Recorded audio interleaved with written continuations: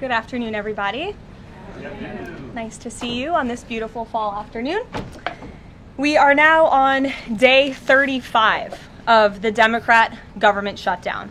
The Democrats' obstructionism will break the record for the longest government shutdown in American history tonight. The Democrats are intentionally hurting American families, workers, and businesses with this shutdown to fight for free health care for illegal aliens and to appease their radical left-wing base. And it's a total disgrace.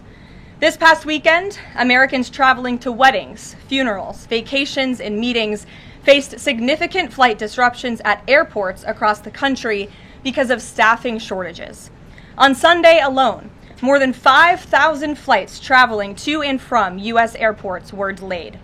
Since the Democrat shutdown began, 4 times as many staffing shortages have been reported at air traffic control facilities compared to last year. TSA checkpoint wait times ballooned past 3 hours at Houston's George Bush Intercontinental Airport, with some passengers enduring up to 5 hours in line. At nearby William P. Hobby Airport in Texas, security wait times are routinely exceeding 1 hour. More than 13,000 air traffic controllers are continuing to work without pay. Because of the Democrats, these men and women who keep our airspace safe and moving will miss a second paycheck in a row this Friday if Democrats refuse to open the government. Let me be clear to our incredible air traffic controllers across the country. President Trump and Republicans want you to get your paychecks. They want you to be paid. Please call on your Democrat senators and tell them to side with President Trump and Republicans to vote to reopen the government. Our nation's 4 largest airlines, United, Delta, American, and Southwest, have now all endorsed the Republican, nonpartisan, clean funding bill to end the government shutdown. Major unions, collectively representing tens of thousands of pilots, have also joined the airlines in calling on Democrats to pass the clean, nonpartisan CR. The travel industry is also imploring Democrats to end the shutdown and reopen the government. Nearly 500 companies and groups in the travel business, including casinos, hotels, and convention bureaus, signed a public letter warning that America's travel economy has already lost $4 billion due to this Democrat shutdown, and they have called for the Republican CR to be passed, saying Americans expect and deserve a fully functioning federal government during the peak holiday travel season. Never before have we seen private industry and union leadership so unified on the same issue, rallying behind Republicans in such a vocal way. The Democrats have completely lost the plot. They are endangering the safety, prosperity, and livelihoods of millions of Americans. It's well past time Democrats do what they did 13 times under Joe Biden and pass the clean funding bill extension. All we need are 5 Democrat senators to put country over party and vote to end this reckless shutdown. In other news, tomorrow will mark the 1-year anniversary of President Trump's historic election victory, where he won nearly 80 million votes, the popular vote, in all 7 swing states. This was the ultimate poll on November 5th. The president secured a mandate to make America great again, and he has delivered in record time. Never before have we had a president who has kept their promises like President Trump has. I'd like to go over a few of those with you. In less than 10 short months, President Trump signed the largest middle-class tax cut in history, including no tax on tips, overtime, and Social Security to put more money back into the pockets of the American people. The president ended the southern border invasion of the Biden administration, made our border the most secure in history, and he is carrying out the largest mass deportation campaign of illegal aliens in our nation's history to protect our homeland, just as promised. President Trump has aggressively taken on drug cartels by declaring them as foreign terrorist organizations and even blowing up narco-terrorists who have tried to poison the American people with fentanyl and other illegal narcotics. President Trump defeated the Biden inflation crisis, and he continues to implement a pro-growth, America First economic agenda to make America affordable again, and we are seeing the results of that every day. Inflation has remained low and steady, averaging just 2.5% compared to the painful average of 5% under Biden, and we know it was historically higher than that for most of President Biden's term. Meanwhile, real private sector wages are on track to rise by almost $1,500 since President Trump took office, a significant change to the Biden years where private sector wages declined and were being wiped out by inflation. President Trump has ended the reckless war on American energy and unleashed energy dominance, with gas prices now plummeting to their lowest average levels in more than 4 years. President Trump implemented powerful tariffs to rebalance America's trade deals, protect American workers, and returning our country to be a manufacturing superpower once again. As a result, the president has secured trillions and trillions of dollars in private and foreign investments into the United States, which are creating high-paying jobs for the greatest workforce in the world. The president has restored America's place as the leader of the free world through his unwavering peace through strength foreign policy that has already ended 8 wars and counting. And the president ended illegal DEI initiatives in our federal government and is returning our country to a merit-based society based on common sense. President Trump protected opportunities for women and girls to compete safely and fairly by continuing to keep men out of women's sports. Americans have a president who works tirelessly, literally 24/7, to improve their lives and make our country better than it has ever been before. So with that, today we will open it up to questions, and we will start with our independent journalist in our new media seat, Julio Rosas. Julio, please start. Thank you. Thanks, Caroline. So over the weekend in Mexico, a mayor in Michoacan, Carlos Manso, he was assassinated while celebrating Dia de Muertos with his family. His assassination has sparked a lot of outrage. A lot of Mexicans are very upset. They're blaming President Claudia Sheinbaum for not taking the cartel threat seriously enough. Yesterday, she said that, once again, she's not going to allow any foreign military intervention to take on the cartels on Mexican soil, and that Mexico is not going to pursue a drug war similar to what they've done in the past. So my question is President Trump satisfied with Claudia Sheinbaum's approach to cartels? And if not, has Manso's assassination kind of opened up some new options for the United States to pursue regarding cartels? Well, first of all, with respect to this specific news item and this alleged assassination that took place in Mexico, I know the Trump administration, we are aware of that, and of course we condemn all political violence anywhere in all forms. As for Claudia Sheinbaum and the president's relationship with her, I think he has a lot of respect for her as president of Mexico, and he also really appreciates the coordination that she has provided to the Trump administration. I can't speak for her and what she's doing internally in her country. I can speak for the president in saying we are continually pushing Mexico to do more to tackle the drug trafficking and the drug cartels within their country, and we are working with them in any way that we can. And the president has obviously used the full range of executive options in his authorities to crack down on drug trafficking at our southern border and to designate these cartels as foreign terrorist organizations and additional actions as well. Just one more question. Sure. So at the Antifa roundtable that we were at just last month, myself and the other panelists made the recommendation to the president for, speaking of foreign terrorist organizations, to have Antifa not just be a domestic terrorist organization, but be designated as a foreign terrorist organization since they have cells in other countries. He mentioned to Secretary Rubio, because he was in the room at the time, to look into that. So I just wanted to see if there's an update on that. Sure.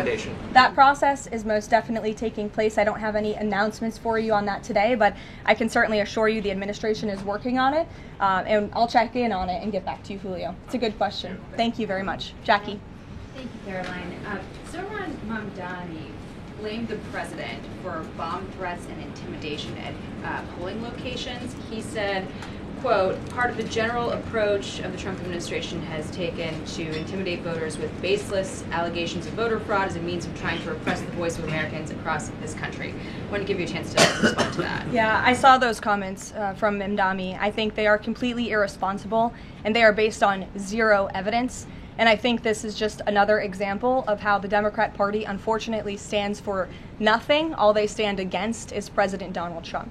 And I think it's quite sad to see that we have someone at the top of the ticket on an election day today saying such things about the president when he obviously had absolutely nothing to do with those threats. And on the shutdown, Democrats have been pretty quiet about the president's push for the nuclear option, terminating the filibuster. Is there any concern around here that Democrats might actually want Republicans to get rid of the filibuster so that one day, when they're in power again, the door's already open for them to pack the Supreme Court, give statehood to D.C. and Puerto Rico, make mail-in balloting permanent, those kinds of things? I think the president has been very realistic and strong in his position on the filibuster. He's been very vocal about it. I just spoke to him about it. He feels really strongly about this. Republicans need to play tough and they need to play smart. That's how the president feels. And we know that Democrats, if they are ever given a chance at power again in this city, they will absolutely take away the filibuster from the United States Senate. In fact, you had 49 Democrats who already voted to do this before. The only reason it did not move forward was because you had 2 Democrats who are no longer in office because they were run out of town by the far left radical base of their party. And so President Trump is quite clear on this. He wants to see Republicans move as many good pieces of legislation for our country forward in the next 3 years of his administration as they possibly can, and the filibuster is one means to doing that. You talked to Johnson and Thune about it. I know that they had both voiced some opposition. Have there been any conversations with them? He has. He's made his position to them very clear, both publicly and privately. Ouija. Can you help clear up some confusion about SNAP benefits? Because Sure. the president just posted that they will only be given out when the radical left Democrats open the government and not before. Mm-hmm. But just yesterday, the administration said it would comply with a court order to expend the full amount of SNAP contingency funds by end of business day yesterday. So did the administration distribute that money or defy that court order? No, the administration is fully complying with the court order. I just spoke to the president about it. The recipients of these SNAP benefits need to understand it's going to take some time to receive this money because the Democrats have forced the administration into a very untenable position. We are digging into a contingency fund that is supposed to be for emergencies, catastrophes, for war. And the president does not want to have to tap into this fund in the future, and that's what he was referring to in his Truth Social post. So the Department of Agriculture, as for the latest SNAP payment in the judge's order, put out guidance to states today on how to get that money to the recipients of SNAP. But it's going to take some time. The best way to get the full amount of SNAP benefits to those beneficiaries is for Democrats to reopen the government. So to anyone who is a SNAP beneficiary at home who needs that assistance, and the president was just saying, this is for people who are truly needy, who need food, who need this assistance from the United States government. Democrats are holding it up and making it difficult for the administration to get those payments out the door. So if you are at home and you want your SNAP benefits, call the Democrats and tell them to reopen the government. Blocking that contingency fund for the future if this shutdown lingers on? Look, the president does not want to have to continue to dip into a contingency fund that doesn't even have enough money, by the way, to fund the full program. It takes $9 billion to get the full scale of the benefits out the door. This contingency fund only has about $5 billion in it. So again, Democrats need to reopen the government so we can get these benefits out the door for people who truly need them. Kate. Thanks. The president suggested that if Mamdani wins, that he would cut federal funding to New York. How much funding would be impacted? What would be impacted there? Well, look, we won't get ahead of the election results, nor will I speak to what the president may do in the future. We'll see how tonight goes, and then I'll let him speak on it further. And why did the administration exclude Democratic lawmakers last week? There was a briefing about U.S. strikes on alleged drug trafficking boats. Why were those Democrats excluded? The administration has briefed Congress on these matters 8 separate times, and Democrats have been included in those briefings. In fact, I know that Secretary Rubio will be on Capitol Hill tomorrow to brief the Gang of 12, which includes Democrats as well. So the president's made it very clear, if senators want to understand the administration's operations against narco-drug traffickers, we are very happy to speak with them about that, and we will continue to do so. But we've been incredibly transparent. As I said, there's been 8 briefings on this topic, with the 9th coming tomorrow. Rachel. Thanks, Karoline. There's been some reporting out there about the possibility of furloughed workers not getting back pay. We know that the president signed that bill into law in his first term. Does the administration guarantee that all furloughed workers will get back pay? This is something we are very much open to discussing with Democrats as part of the discussions about the continuing resolution to keep the government open, and it's something that Republicans are talking with Democrats about right now. I won't get ahead of those negotiations or discussions. That's a possibility that may not happen, even though it's law. I just said Republicans in the White House are very much open to discussing this with Democrats. And just one last question. As this government shutdown now drags on, about to make history as the longest government shutdown in American history, can you talk about what the president is personally doing to try to see an end to this? He's pushing Republicans to keep voting and to keep opening up the Senate floor to vote for the clean continuing resolution. He had the Senate Majority Leader and the House Caucus Leader, Hakeem Jeffries, here at the White House to talk about this in the very early stages, to give them a chance to come to their senses and avoid this entire government shutdown at the very beginning. And they chose not to. And I think it's been very clear to everyone in this room and to everyone across the country that the Democrats are playing partisan politics with our United States federal government. And all Republicans have wanted to do for the last 35 days is reopen the government. That has been the president's position since day one. It is his position today on day 35. And all we need are 5 common sense Democrats with have a little bit of courage and come to the table and vote with Republicans. I saw Senator John Fetterman on television last night saying that he hopes more folks in his party will step up. And we certainly agree with him on that point. Sure. Karoline, the president posted on Truth Social that the voting underway in California is, quote, rigged. What evidence does he have of that, and what does it mean that mail-in ballots in that state are under legal and criminal review? By whom and why? And also, in this vein, does the White House still plan to issue an executive order banning mail-in voting, and what legal authority do you have to do that? The White House is working on an executive order to strengthen our elections in this country and to ensure that there cannot be blatant fraud, as we've seen in California with their universal mail-in voting system. It's absolutely true that there's fraud in California's elections. It's just a fact. It is just a fact. They have a universal mail-in voting system, which we know is ripe for fraud. And if you want to deny that, I'm happy to provide you all of the evidence for it. I'd be glad to send that to you after this briefing. Rigged. Fraudulent ballots that are being mailed in the names of other people, in the names of illegal aliens who shouldn't be voting in American elections. There's countless examples, and we'd be happy to provide them. As for executive action the White House is taking, yes, we are looking into that. And like any executive order, of course, any executive order the president signs is within his full executive authority and within the confines of the law. Stephen. Thank you, Caroline. I've got 2 questions I'd like to ask you about New York, but first I'd like to ask you about breaking news from the Attorney General. She revealed just about an hour ago that the Biden Justice Department seized President Trump's official first-term phone and subpoenaed his private phone records. Do you have a reaction to that? And also, do we know if they actually got those private call records? I saw the Attorney General's post on that. For additional questions, I would refer you to the Department of Justice, but I think this is just further evidence of the egregious overreach and weaponization of government that took place under the previous White House against then former President and now President Donald J. Trump. It was a clear effort by the Biden White House and the Biden DOJ to go after the president, and this is just further evidence of that.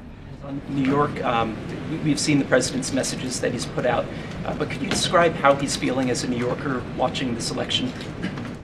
Well, the president is a New Yorker and he loves New York. It is his home. He talks about that all of the time, and he's made his thoughts on this election quite clear, I think, himself. In the back, yes, go ahead. Thank you. Over the weekend, there were reports. I was going to you in the green, but go ahead and then you can have your question. Thank you. Over the weekend, there were reports that President Trump was due to host President of Syria, Ahmad al-Sharia, on Monday. Do you have any preview for that meeting? Is he expected to invite him to join the U.S.-led anti-ISIS coalition?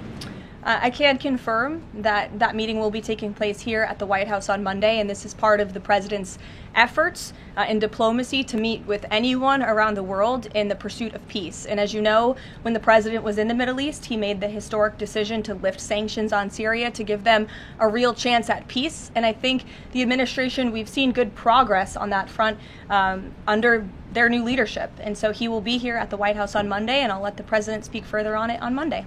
Yes, go ahead. Thank you, Caroline. I was just curious, you had mentioned there that President Trump, as we know, has been speaking with Republican leaders in Congress about reopening the government. Is he involved in any other negotiations? And is he prepared to sign something if a deal does come out by the end of this week? On top of that, with SNAP benefits, does he have any authorities or considering any authority there to release more funds to help people who are desperately needing these benefits? So look, I think I've already answered the question on SNAP. We're complying with the court's order and we're getting that partial payment out the door as much as we can and as quickly as we can, but it's going to take some time because again, this is a prorated payment that we're tapping into a contingency fund for. The best way to get those payments out the door is for Democrats to reopen the government. But yes, the president is in constant communication with his friends on Capitol Hill.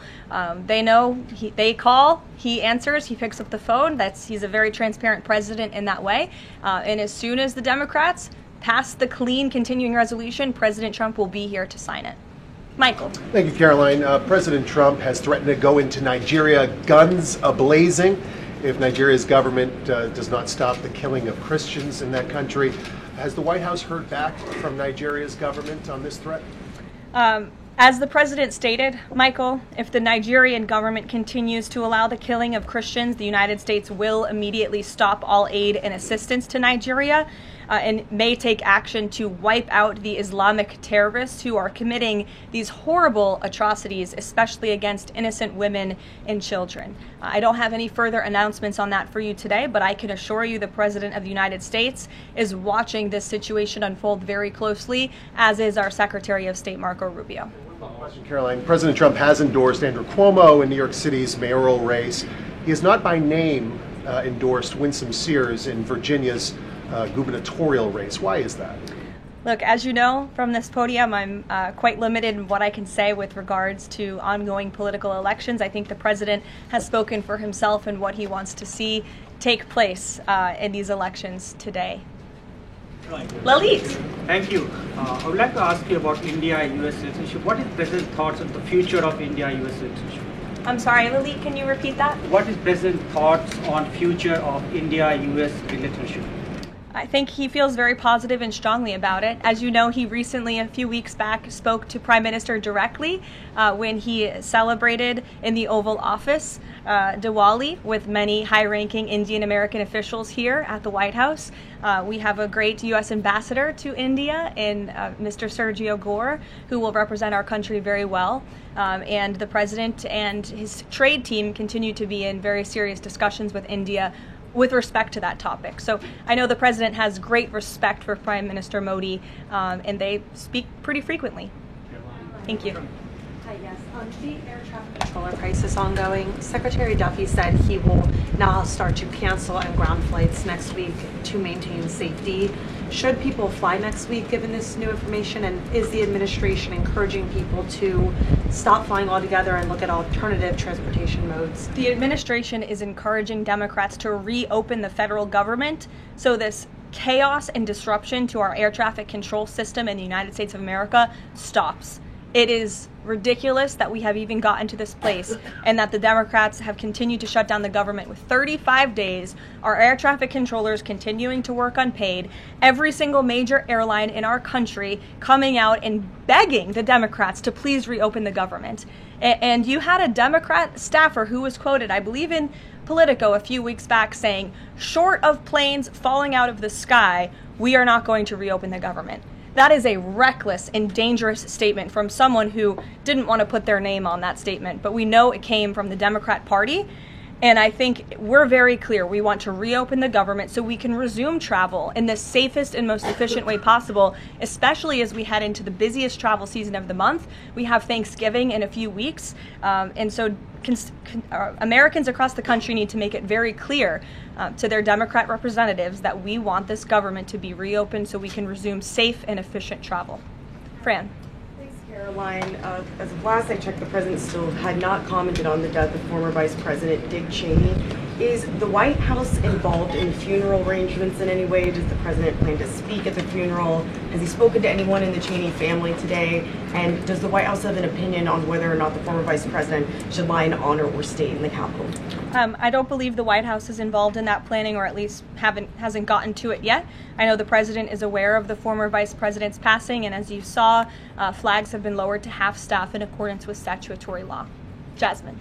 Thank you. Back on the question of the filibuster, how much political capital is President Trump willing to expend to get Republicans to do what he's asking? I mean, will we see him at the Hill? Will he be calling folks over here? What exactly is President Trump planning to do outside of these true socials and maybe some of these private conversations to get Republicans to fall in line? Look, I think you'll see. I think you'll see the president continue to engage very strongly and consistently with his friends on Capitol Hill. I don't have any meetings to read out for you at this time, but I think you should stay tuned and keep your eyes on Truth Social on this matter. The president's making his position on it quite clear. And again, he is right. Republicans need to play tough. We know that this is what the Democrats will do if they are ever given the keys to power again. And he wants to pass as many good pieces of legislation as we possibly can for our country and for our people. That includes election integrity reforms. It includes additional tax policy. It includes, fixing our immigration system further in ways that only Congress can. And the president fears with a Democrat Party that is so radical and opposes everything he does and everything he says, this is the only option for Republicans to move forward. Karen. In a second question, President Trump said to CBS in the 60 Minutes interview that he did not know the Binance founder, which he pardoned. What exactly did he mean for that? I know it caused. He means he does not know him personally. He means he does not have a personal relationship with this individual. And when it comes to pardons, the White House takes them with the utmost seriousness, and the president understands the responsibility that he has as president to issue clemency and issue pardons to individuals who are seeking that. That's why we have a very thorough review process here that moves with the Department of Justice and the White House counsel's office. There's a whole team of qualified lawyers who look at every single pardon request that ultimately make their way up to the President of the United States. He's the ultimate final decision maker. And he was very clear when he came into office that he was most interested in looking at pardoning individuals who were abused and used by the Biden Department of Justice and were over-prosecuted by a weaponized DOJ.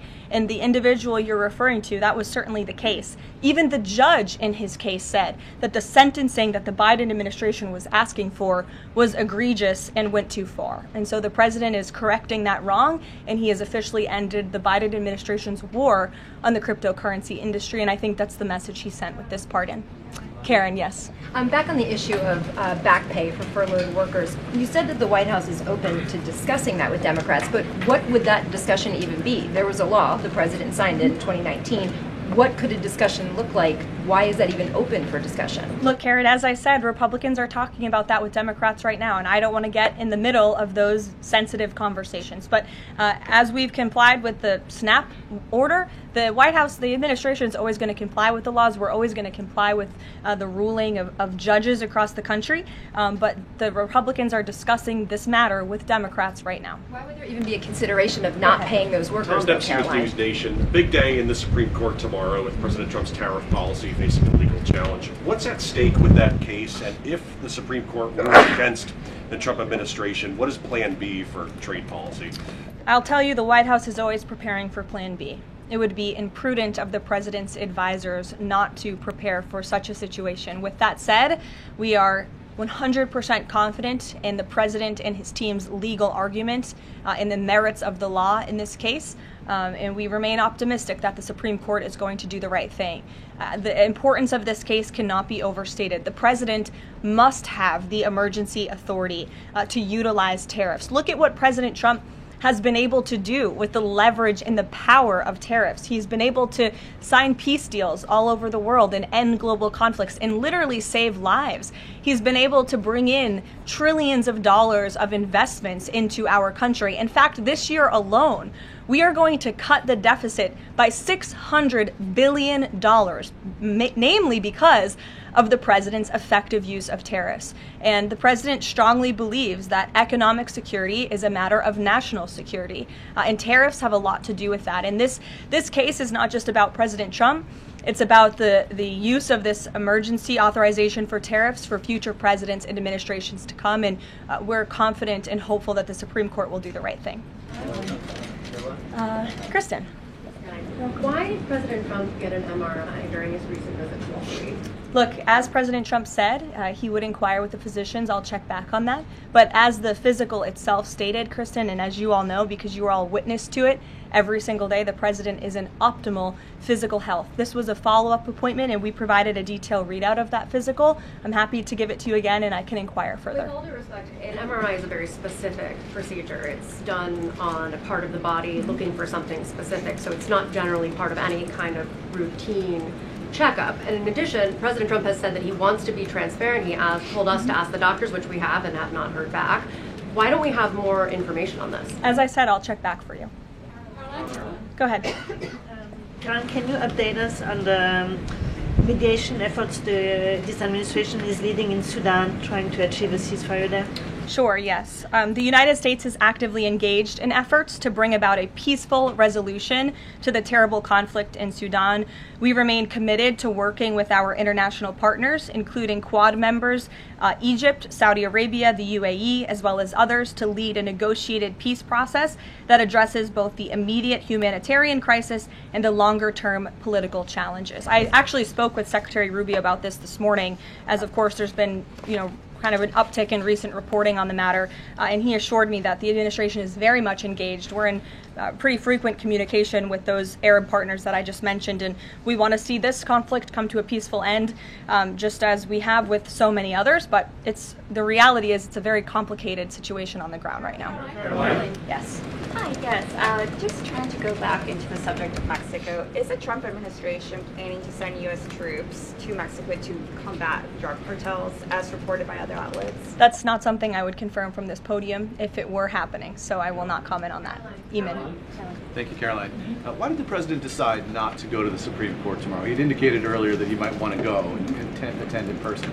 Yeah. And now he's saying he's not going to go. Why? The president did have an interest in attending the Supreme Court hearing tomorrow, as I just expressed how important it is to him, the administration, and the country, this case. But he is traveling to Miami tomorrow, as you all know, to give an economic address with the mayor of Miami and many global business leaders to talk about his historic success with the economy over the past 10 months and talk about sort of where we are headed as a country in terms of our economy. So he'll be traveling tomorrow on the road in Miami. That's why he won't be here, but Secretary Scott Bessent will be in attendance at the hearing tomorrow at the request of the president.